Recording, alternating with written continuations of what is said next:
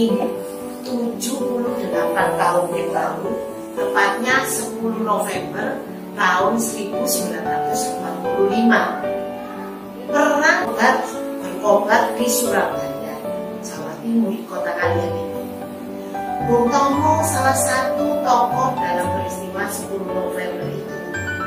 Bung Tomo lah yang mengajak rakyat Surabaya berjuang mempertahankan kemerdekaan Indonesia dari serangan sekutu dan ikan.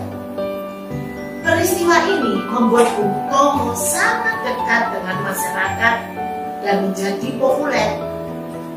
Pidato Bung Tomo berhasil membangkitkan semangat rakyat Surabaya, dan kata-kata yang merupakan ciri khasnya adalah merdeka atau mati.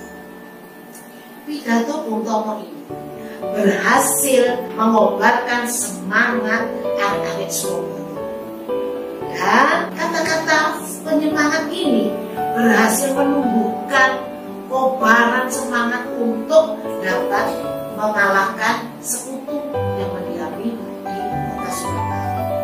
Pada tanggal 28 Oktober 1945, dengan dipimpin oleh Bung Tomo, mulai menyerang pasukan pertahanan untuk menyerang sekutu, yaitu tepatnya 11 Oktober 1945. Brigadir Malaki tewas di tangan para pejuang Indonesia, masuk area-area Surabaya itu. Sekutu marah. Mereka mengultimatum rakyat Surabaya untuk segera menyerang, atau jika tidak, Surabaya akan dihancurkan. Namun rakyat Surabaya menolak semuanya itu, tak mau kembali jatuh ke belenggu penjajah. Maka pemuda bersatu merapatkan barisan untuk melawan sekutu.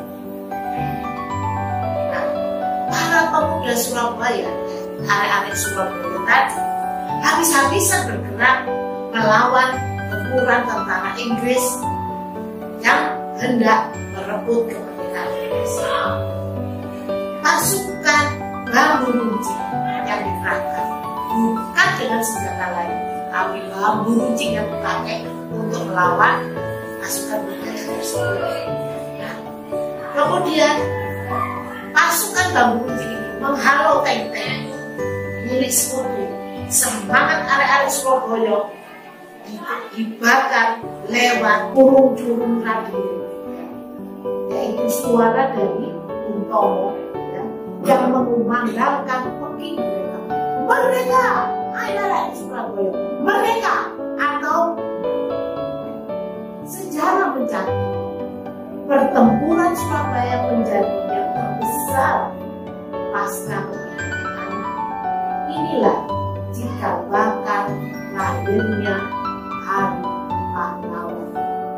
Jadi kalian harus bangga menjadi arek-arek Surabaya, karena dengan kegigihan, dengan semangat yang membara dari corong-corong radio yang dikumandangkan oleh Bung Tomo ini, membakar semangat arek-arek Surabaya pantang. Sebab itu kota Surabaya disebut kota pahlawan.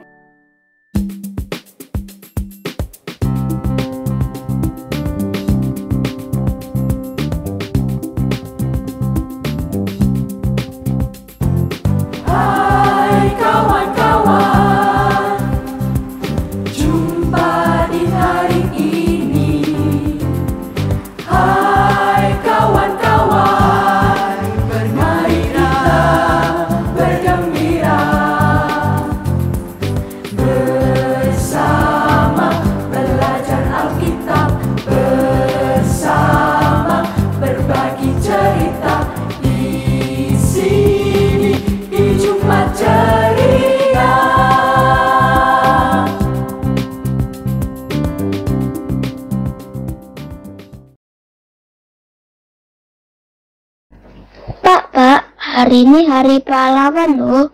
Tadi dikasih tunjuk video upacara sama Bu Guru. Wah, Audi senang sekali lihat barisan para tentara, Pak. Oh iya? Bentar Bapak cek. Oh iya. Terus tadi adik dijelaskan apa lagi?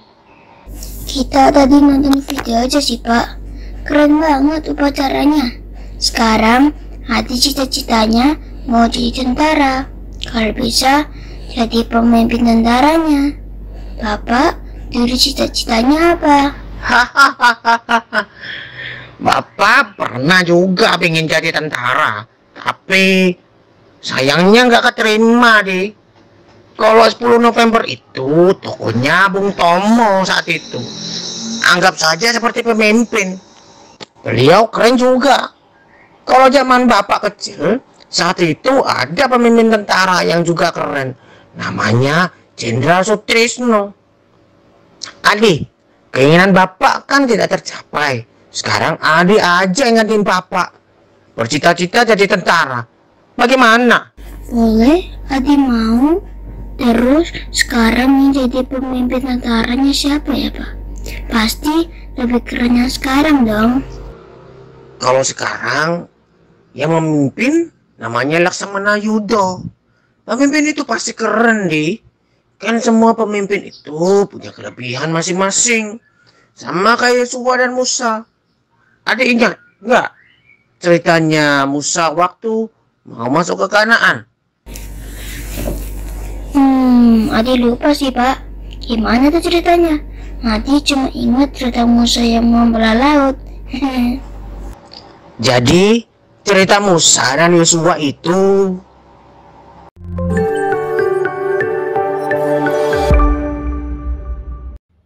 Shalom teman-teman, apa kabar? Lama kita tidak bersua. Senang bisa menyapa teman-teman lagi di kesempatan kali ini. Episode kali ini, saya Naomi akan bercerita tentang Yosua sebagai pengganti Nabi Musa setelah Nabi Musa meninggal dunia. Teman-teman yang dikasihi Tuhan, setelah Nabi Musa membawa bangsa Israel keluar dari tanah Mesir dan mengembara di padang gurun selama 40 tahun lamanya dengan banyak sekali peristiwa yang dialami oleh bangsa Israel yang tegar tengkuk. Tegar tengkuk itu seperti terkadang mau patuh dan terkadang melanggar perintah Allah. Maka sampailah mereka di tepi sungai Yordan yang di seberangnya adalah tanah perjanjian, yaitu tanah Kanaan. Teman-teman yang dikasihi Tuhan, Musa berusia 120 tahun ketika Tuhan berfirman kepadanya, yakni, sungai Yordan itu tidak akan engkau seberangi. Tuhan Allahmu, dialah yang akan menyeberang di depanmu. Dialah yang akan memunahkan bangsa-bangsa di hadapanmu, sehingga engkau memiliki negeri mereka. Yosua, dialah yang akan menyeberang di depanmu, seperti yang difirmankan Tuhan. Lalu Musa memanggil Yosua dan berkata kepadanya di depan seluruh orang Israel, kuatkan dan teguhkanlah hatimu, sebab engkau akan masuk bersama-sama dengan bangsa ini ke negeri yang dijanjikan Tuhan dengan sumpah kepada nenek moyang mereka untuk memberikannya kepada mereka. Dan engkau akan memimpin mereka sampai mereka memilikinya. Sebab Tuhan, Dia sendiri yang akan berjalan di depanmu. Dia sendiri yang akan menyertai engkau. Dia tidak akan membiarkan engkau dan tidak akan meninggalkan engkau. Janganlah takut dan janganlah patah hati. Teman-teman yang dikasihi Tuhan, setelah Musa mengutus Yosua dan berkata semua tentang firman Tuhan, Musa juga memberikan banyak sekali nasihat kepada bangsa Israel, agar mereka selalu tunduk dan patuh kepada Allah, dengan selalu mematuhi segala perintahnya Allah. Musa mengingatkan kepada bangsa Israel bahwa Tuhan telah melakukan banyak sekali perbuatan yang besar dan ajaib dalam membimbing bangsa Israel selama berada di dalam pengembaraan di padang gurun. Setelah itu Musa memberkati bangsa Israel. Kemudian naiklah Musa dari dataran Moab ke atas gunung Nebo, yakni ke atas puncak Pisga yang di tentangan Yeriko. Tuhan memperlihatkan kepada Musa seluruh negeri yang dijanjikan Tuhan kepada bangsa Israel. firman Tuhan kepada Musa, "Inilah negeri yang kujanjikan dengan sumpah kepada Abraham, Ishak, dan Yakub. Demikian kepada keturunanmu lah akan kuberikan negeri itu. Aku mengizinkan engkau melihatnya dengan matamu sendiri, tetapi engkau tidak akan menyeberang ke sana." Lalu matilah Musa dan dikuburkan. Letak kuburan Musa di suatu lembah tanah Moab di tentangan Bet Peor. Dan tidak ada orang yang tahu kuburannya sampai hari ini. Setelah Musa meninggal dunia, Yosua dipenuhi dengan roh kebijaksanaan, sebab Musa telah meletakkan tangannya ke atasnya. Oleh karena itu, orang Israel mendengarkan apa yang dikatakan Yosua dan melakukan seperti yang diperintahkan Tuhan kepada Musa. Demikian kisah kita hari ini. Banyak sekali yang bisa kita pelajari dari cerita ini ya teman-teman. Yang intinya kita harus taat akan apa yang diperintahkan oleh Tuhan. Dan sampai jumpa di episode selanjutnya. Tuhan Yesus memberkati.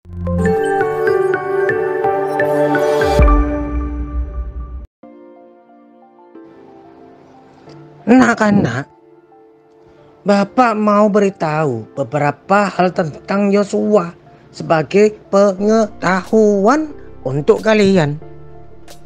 Yang pertama, ayah Yosua itu bernama Nun. Kakeknya bernama Elisama dan berasal dari suku Efraim loh. Yang kedua, namanya itu sesungguhnya adalah Hosea. Tetapi Musa lebih sering menyebutnya dengan nama Yehoshua. Kemudian namanya dipanggil dengan nama Yosua. Nah, yang ketiga nih, Yosua itu artinya Tuhan menyelamatkan dan Tuhan juru selamat. Sedangkan yang keempat, Yosua itu dilahirkan di Mesir. Ia berada di Mesir hingga masa mudanya. Karena itulah Yosua melihat dengan matanya sendiri bagaimana kaumnya hidup menderita sebagai budak loh di tanah Mesir. Aduh. Nah, yang kelima nih, anak-anak. Berikut itu ada beberapa kisah yang memberikan informasi bahwa Yosua itu adalah sebagai abdi Musa sejak masa mudanya. Yaitu di mana pertama Yosua memimpin bangsa Israel berperang melawan orang Amalek. Yang kedua, Yosua turut menyertai Musa ke Gunung Sinai. Nah, yang ketiga, Yosua menjadi salah satu dari 12 pengintai yang dikirim Musa untuk melihat tanah Kanaan. Sampai di sini dulu tentang Yosua, anak-anak. Jadi gitu ceritanya, Di. Sama seperti Yosua yang menggantikan Musa jadi pemimpinnya bangsa Israel. Laksamana Yudo yang menggantikan Jenderal Sutrisno juga gak kalah keren kok. Siapapun yang dipilih Tuhan pasti yang terbaik. Dan ada lagi yang bisa kita ambil dari kisahnya Yosua. Coba, ayo, kira-kira apa ya, Di? Kita harus percaya diri. Nah, benar sekali, 100 untuk Adi. Nah, jadi Adi ini akan jadi apapun nantinya. Andi harus percaya diri kalau Tuhan itu akan sertai Adi, termasuk dalam mencapai cita-cita Adi jadi tentara. Pasti nanti Bapak bakal bangga banget lihat Adi beneran bisa jadi tentara. Oke deh Pak, Adi mau olahraga dulu deh, biar badannya sehat dan bisa jadi tentara yang keren.